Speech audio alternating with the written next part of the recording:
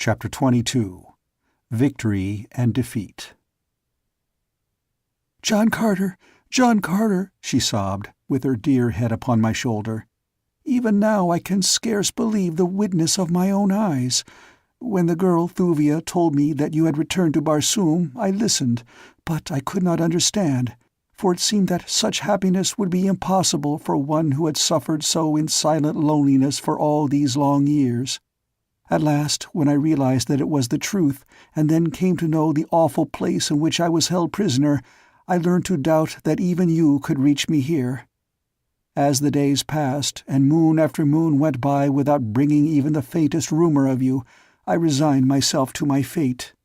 And now that you have come, scarce can I believe it. For an hour I have heard the sounds of conflict within the palace. I knew not what they meant, but I have hoped against hope that it might be the men of Helium headed by my prince. And tell me, what of Carthoris, our son?" "He was with me less than an hour since, Dejah-Thoris," I replied. "It must have been he whose men you heard battling within the precincts of the temple." "Where is Issus?" I asked suddenly. Dejah-Thoris shrugged her shoulders. "She sent me under guard to this room just before the fighting began within the temple halls. She said that she would send for me later. She seemed very angry and somewhat fearful. Never have I seen her act in so uncertain and almost terrified a manner. Now I know that it must have been because she had learned that John Carter, Prince of Helium, was approaching to demand an accounting of her for the imprisonment of his princess." The sounds of conflict, the clash of arms, the shouting and the hurrying of many feet came to us from various parts of the temple. I knew that I was needed there, but I dared not leave Dejah-Thoris, nor dared I take her with me into the turmoil and danger of battle. At last I bethought me of the pits from which I had just emerged. Why not secrete her there until I could return and fetch her away in safety, and forever from this awful place? I explained my plan to her. For a moment she clung more closely to me. "I cannot bear to be parted from you now, even for a moment, John Carter," she said. "I shudder at the thought of being alone again, where that terrible creature might discover me. You do not know her. None can imagine her ferocious cruelty who has not witnessed her daily acts for over half a year. It has taken me nearly all this time to realize even the things that I have seen with my own eyes." "I shall not leave you then, my princess," I replied. She was silent for a moment. Then she drew my face to hers and kissed me. "Go, John Carter," she said. "Our son is there, and the soldiers of Helium, fighting for the Princess of Helium. Where they are, you should be. I must not think of myself now, but of them and of my husband's duty. I may not stand in the way of that. Hide me in the pits and go." I led her to the door through which I had entered the chamber from below. There I pressed her dear form to me, and then, though it tore my heart to do it, and filled me only with the blackest shadows of terrible foreboding, I guided her across the threshold, kissed her once again, and closed the door upon her. Without hesitating longer, I hurried from the chamber in the direction of the greatest tumult. Scarce half a dozen chambers had I traversed before I came upon the theatre of a fierce struggle. The blacks were massed at the entrance to a great chamber, where they were attempting to block the further progress of a body of red men toward the inner sacred precincts of the temple. Coming from within as I did, I found myself behind the blacks, and, without waiting to even calculate their numbers or the foolhardiness of my venture, I charged swiftly across the chamber and fell upon them from the rear with my keen longsword. As I struck the first blow, I cried aloud, "For Helium!" And then I rained cut after cut upon the surprised warriors, while the Reds without took heart at the sound of my voice, and with shouts of "John Carter! John Carter!" redoubled their efforts so effectually that, before the blacks could recover from their temporary demoralization, their ranks were broken and the red men had burst into the chamber. The fight within that room, had it had but a competent chronicler, would go down in the annals of Barsoom as a historic memorial to the grim ferocity of her warlike people. 500 men fought there that day, the black men against the red. No man asked quarter or gave it. As though by common assent they fought, as though to determine once and for all their right to live, in accordance with the law of the survival of the fittest. I think we all knew that upon the outcome of this battle would hinge forever the relative positions of these two races upon Barsoom. It was a battle between the old and the new, but not for once did I question the outcome of it. With Carthoris at my side, I fought for the red men of Barsoom and for their total emancipation from the throttling bondage of a hideous superstition. Back and forth across the room we surged, until the floor was ankle-deep in blood, and dead men lay so thickly there that half the time we stood upon their bodies as we fought. As we swung toward the great windows which overlooked the gardens of Issus, a sight met my gaze which sent a wave of exultation over me. "Look!" I cried. "Men of the firstborn, look!" For an instant the fighting ceased, and with one accord every eye turned in the direction I had indicated, and the sight they saw was one no man of the firstborn had ever imagined could be. Across the gardens, from side to side, stood a wavering line of black warriors, while beyond them, and forcing them ever back, was a great horde of green warriors astride their mighty thoats. And as we watched, one, fiercer and more grimly terrible than his fellows, rode forward from the rear, and as he came he shouted some fierce command to his terrible legion. It was Tars Tarkas, Jeddak of Thark, and as he couched his great 40-foot metal-shod lance, we saw his warriors do likewise. Then it was that we interpreted his command. 20 yards now separated the green men from the black line. Another word from the great Thark, and with a wild and terrifying battle-cry the green warriors charged. For a moment the black line held, but only for a moment. Then the fearsome beasts that bore equally terrible riders passed completely through it. After them came Utan upon Utan of red men. The green horde broke to surround the temple. The red men charged for the interior, and then we turned to continue our interrupted battle, but our foes had vanished. My first thought was of Dejah Thoris. Calling to Carthoris that I had found his mother, I started on a run toward the chamber where I had left her, with my boy close beside me. After us came those of our little force who had survived the bloody conflict.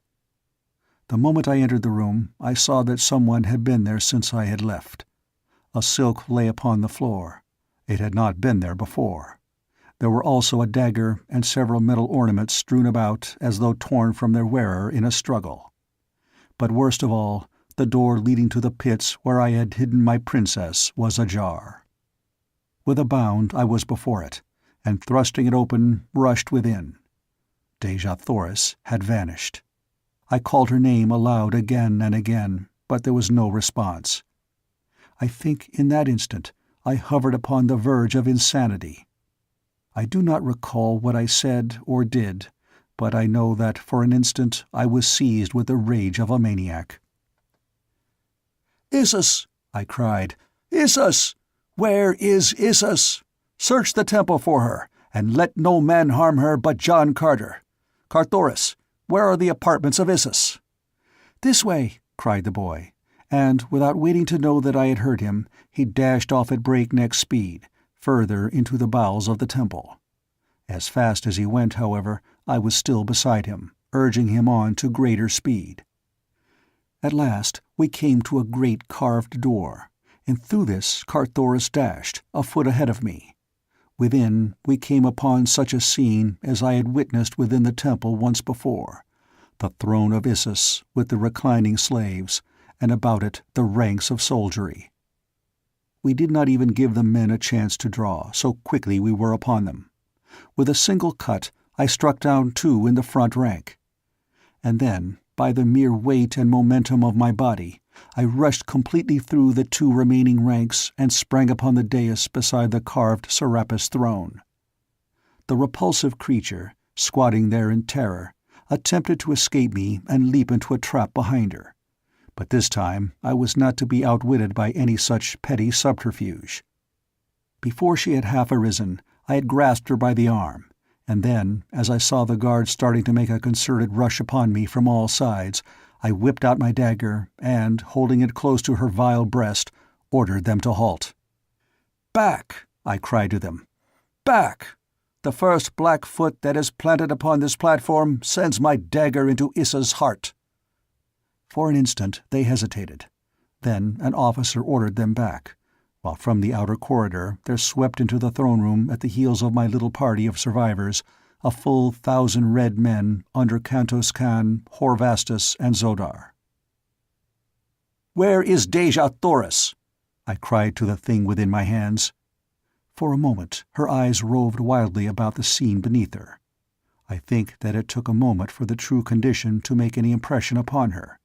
She could not at first realize that the temple had fallen before the assault of men from the outer world. When she did, there must have come, too, a terrible realization of what it meant to her: the loss of power, humiliation, the exposure of the fraud and imposture which she had so long played upon her own people. There was just one thing needed to complete the reality of the picture she was seeing, and that was added by the highest noble of her realm, the high priest of her religion, the prime minister of her government. "Isis, goddess of death and of life eternal," he cried, "arise in the might of thy righteous wrath, and with one single wave of thy omnipotent hand strike dead thy blasphemers. Let not one escape. Isis, thy people depend upon thee. Daughter of the lesser moon, thou only art all-powerful. Thou only canst save thy people. I am done. We await thy will. Strike!" And then it was that she went mad. A screaming, gibbering maniac writhed in my grasp. It bit and clawed and scratched in impotent fury. And then it laughed a weird and terrible laughter that froze the blood. The slave girls upon the dais shrieked and cowered away, and the thing jumped at them and gnashed its teeth and then spat upon them from frothing lips. God, but it was a horrid sight. Finally, I shook the thing, hoping to recall it for a moment to rationality. "Where is Dejah Thoris?" I cried again. The awful creature in my grasp mumbled inarticulately for a moment, then a sudden gleam of cunning shot into those hideous, close-set eyes. "Dejah Thoris! Dejah Thoris!" And then that shrill, unearthly laugh pierced our ears once more. "Yes, Dejah Thoris, I know, and Thuvia and Fedor, daughter of Matai Sheng. They each love John Carter. Ha ha! But it is droll. Together for a year they will meditate within the Temple of the Sun. But ere the year is quite gone, there will be no more food for them. Oh, what divine entertainment!" And she licked the froth from her cruel lips. "There will be no more food, except each other. Ha ha, ha ha!" The horror of the suggestion nearly paralyzed me. To this awful fate the creature within my power had condemned my princess. I trembled in the ferocity of my rage. As a terrier shakes a rat, I shook Isis, goddess of life eternal. "Countermand your orders," I cried. "Recall the condemned. Haste, or you die." "It is too late! Ha-ah! Ha-ah!" And then she commenced her gibbering and shrieking again. Almost of its own volition, my dagger flew up above that putrid heart, but something stayed my hand, and I am now glad that it did. It were a terrible thing to have struck down a woman with one's own hand, but a fitter fate occurred to me for this false deity. "Firstborn!" I cried, turning to those who stood within the chamber. "You have seen today the impotency of Isis. The gods are impotent. Isis is no god. She is a cruel and wicked old woman who has deceived and played upon you for ages. Take her. John Carter, Prince of Helium, would not contaminate his hand with her blood." And with that I pushed the raving beast, whom a short half-hour before a whole world had worshipped as divine, from the platform of her throne into the waiting clutches of her betrayed and vengeful people. Spying Zodar among the officers of the Red Men, I called him to lead me quickly to the Temple of the Sun, and, without waiting to learn what fate the firstborn would wreak upon their goddess, I rushed from the chamber with Zodar, Carthoris, Horvastus, Kantos Kan, and a score of other red nobles. The black led us rapidly through the inner chambers of the temple, until we stood within the central court, a great circular space paved with a transparent marble of exquisite whiteness. Before us rose a golden temple wrought in the most wondrous and fanciful designs, inlaid with diamond, ruby, sapphire, turquoise, emerald, and the 1,000 nameless gems of Mars, which far transcend in loveliness and purity of ray the most priceless stones of earth. "This way!" cried Zodar, leading us toward the entrance to a tunnel which opened in the courtyard beside the temple. Just as we were on the point of descending, we heard a deep-toned roar burst from the Temple of Isis, which we had but just quitted, and then a red man, Jor Kantos, Padwar of the 5th Utan, broke from a nearby gate, crying to us to return. "The blacks have fired the temple," he cried. "In 1,000 places it is burning now. Haste to the outer gardens, or you are lost." As he spoke, we saw smoke pouring from a dozen windows looking out upon the courtyard of the Temple of the Sun, and far above the highest minaret of Isis hung an ever-growing pall of smoke. "Go back! Go back!" I cried to those who had accompanied me. "The way! Zodar, point the way and leave me. I shall reach my princess yet." "Follow me, Jankata," replied Zodar, and without waiting for my reply, he dashed down into the tunnel at our feet. At his heels I ran down through a half-dozen tiers of galleries, until at last he led me along a level floor at the end of which I discerned a lighted chamber. Massive bars blocked our further progress, but beyond I saw her, my incomparable princess, and with her were Thuvia and Fedor. When she saw me, she rushed toward the bars that separated us. Already the chamber had turned upon its slow way so far that but a portion of the opening in the temple wall was opposite the barred end of the corridor. Slowly the interval was closing. In a short time there would be but a tiny crack, and then even that would be closed, and for a long Barsoomian year the chamber would slowly revolve until once more for a brief day the aperture in its wall would pass the corridor's end. But in the meantime, what horrible things would go on within that chamber? "Zodar!" I cried. "Can no power stop this awful revolving thing? Is there none who holds the secret of these terrible bars?" "None, I fear, whom we could fetch in time, though I shall go and make the attempt. Wait for me here." After he had left, I stood and talked with Dejah Thoris, and she stretched her dear hand through those cruel bars that I might hold it until the last moment. Thuvia and Fedor came close also, but when Thuvia saw that we would be alone, she withdrew to the further side of the chamber. Not so the daughter of Matai Shang. "John Carter," she said, "this be the last time that you shall see any of us. Tell me that you love me, that I may die happy." "I love only the Princess of Helium," I replied quietly. "I am sorry, Fedor, but it is as I have told you from the beginning." She bit her lip and turned away, but not before I saw the black and ugly scowl she turned upon Dejah Thoris. Thereafter she stood a little way apart, but not so far as I should have desired, for I had many little confidences to impart to my long-lost love. For a few minutes we stood thus talking in low tones. Ever smaller and smaller grew the opening. In a short time now it would be too small even to permit the slender form of my princess to pass. Oh, why did not Zodar haste? Above we could hear the faint echoes of a great tumult. It was the multitude of black and red and green men fighting their way through the fire from the burning temple of Isis. A draught from above brought the fumes of smoke to our nostrils. As we stood waiting for Zodar, the smoke became thicker and thicker. Presently we heard shouting at the far end of the corridor, and hurrying feet. "Come back, John Carter! Come back!"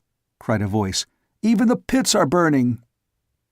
In a moment a dozen men broke through the now blinding smoke to my side. There was Carthoris and Kantos Kan and Horvastus and Zodar, with a few more who had followed me to the temple court. "There is no hope, John Carter," cried Zodar. "The keeper of the keys is dead, and his keys are not upon his carcass.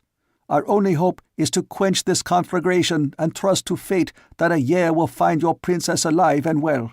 I have brought sufficient food to last them. When this crack closes, no smoke can reach them, and if we hasten to extinguish the flames, I believe they will be safe." "Go, then, yourself, and take these others with you," I replied. "I shall remain here beside my princess until a merciful death releases me from my anguish. I care not to live." As I spoke, Zodar had been tossing a great number of tiny cans within the prison cell. The remaining crack was not over an inch in width a moment later. Dejah Thoris stood as close to it as she could, whispering words of hope and courage to me, and urging me to save myself. Suddenly, beyond her, I saw the beautiful face of Fedor contorted into an expression of malign hatred. As my eyes met hers, she spoke. "Think not, John Carter, that you may so lightly cast aside the love of Fedor, daughter of Matai Shang, nor ever hope to hold thy Dejah Thoris in thy arms again. Wait you the long, long year, but know that when the waiting is over, it shall be Fedor's arms which shall welcome you, not those of the Princess of Helium. Behold, she dies." And as she finished speaking, I saw her raise a dagger on high, and then I saw another figure. It was Thuvia's. As the dagger fell toward the unprotected breast of my love, Thuvia was almost between them.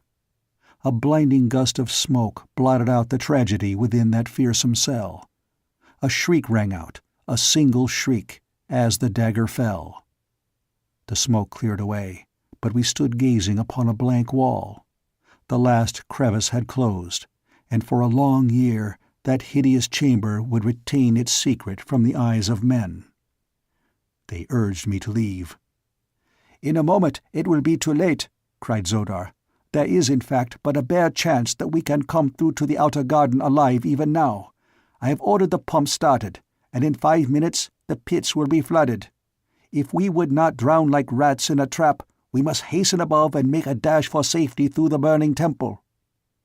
"Go," I urged them. "Let me die here beside my princess. There is no hope or happiness elsewhere for me.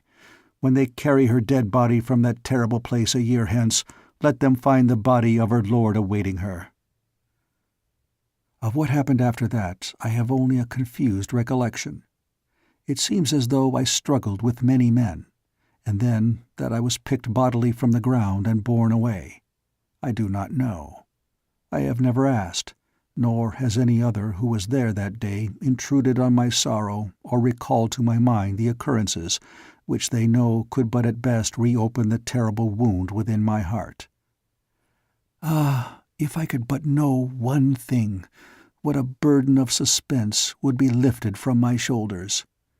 But whether the assassin's dagger reached one fair bosom or another, only time will divulge. The End of The Gods of Mars by Edgar Rice Burroughs. Chapter 22. Victory and Defeat. John Carter, she sobbed, with her dear head upon my shoulder. "Even now I can scarce believe the witness of my own eyes. When the girl Thuvia told me that you had returned to Barsoom, I listened, but I could not understand, for it seemed that such happiness would be impossible for one who had suffered so in silent loneliness for all these long years. At last, when I realized— And tell me, what of Carthoris, our son?" "He was with me less than an hour since, Dejah Thoris," I replied. "It must have been he whose men you heard battling within the precincts of the temple." "Where is Issus?" I asked suddenly. Dejah Thoris shrugged her shoulders. "She sent me under guard to this room just before the fighting began within the temple halls. She said that she would send for me later. She seemed very angry and somewhat fearful. Never in danger of battle. At last I bethought me of the pits from which I had just emerged. Why not secrete her there until I could return and fetch her away in safety, and forever from this awful place? I explained my plan to her. For a moment she clung more closely to me. "I cannot bear to be parted from you now, even for a moment, John Carter," she said. "I shudder at the thought of being alone again, where that terrible creature might discover me. You do not know her. That it was the truth, and then came to know the awful place in which I was held prisoner, I learned to doubt that even you could reach me here. As the days passed, and moon after moon went by without bringing even the faintest rumor of you, I resigned myself to my fate. And now that you have come, scarce can I believe it. For an hour I have heard the sounds of conflict within the palace. I knew not what they meant, but I have hoped against hope that it might be the men of Helium headed by my prince. Never have I seen her act in so uncertain and almost terrified a manner. Now I know that it must have been because she had learned that John Carter, Prince of Helium, was approaching to demand an accounting of her for the imprisonment of his princess." The sounds of conflict, the clash of arms, the shouting and the hurrying of many feet came to us from various parts of the temple.